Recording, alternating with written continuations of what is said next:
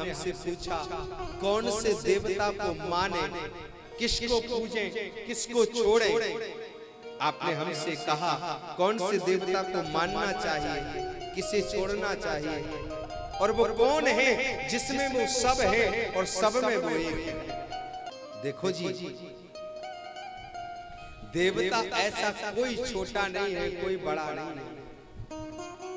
ये हमारी मान्यता है, जिसे हमने माना है वो बड़ा है, जिसे हमने छोटा माना है वो छोटा है।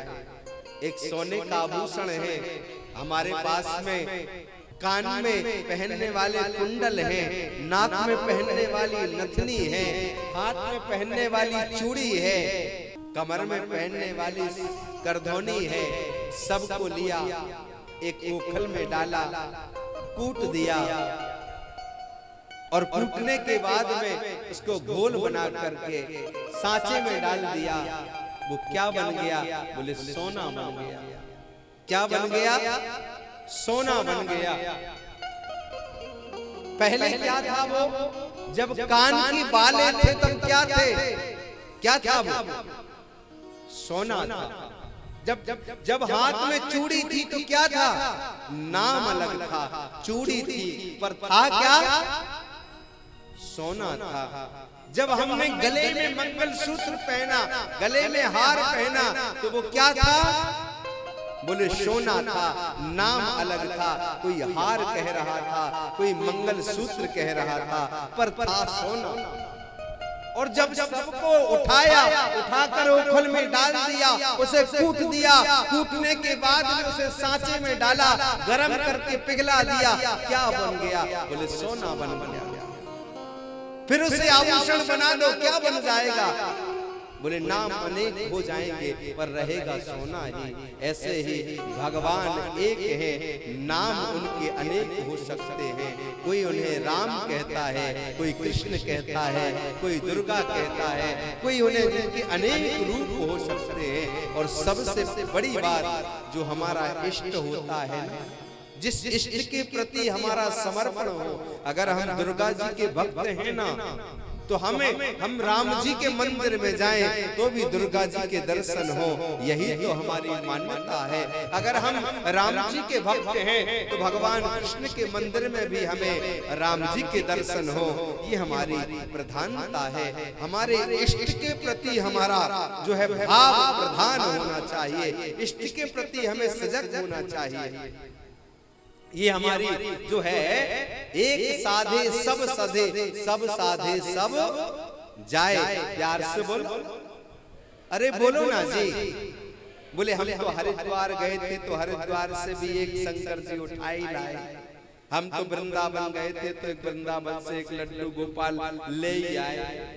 हम तो जो है द्वारिका गए थे तो एक भगवान वहां से पकड़ ही लाए। और बोले नेपाल गए थे तो गंडकी का जो सालग्राम ले ही आए। और सब जगह गए और एक एक करके ले ही आए। यहाँ को कंकड़, यहाँ को शंकर, हमारा सब जगह को ले आए। सिंहासन में लग गए और ढेर। अब कहा करें भैया। और जैसे ही सब जगह के आए गए, फिर अम्मा सोचे अब कहा करूं, सबको नहाने में टाइम लग जाता है।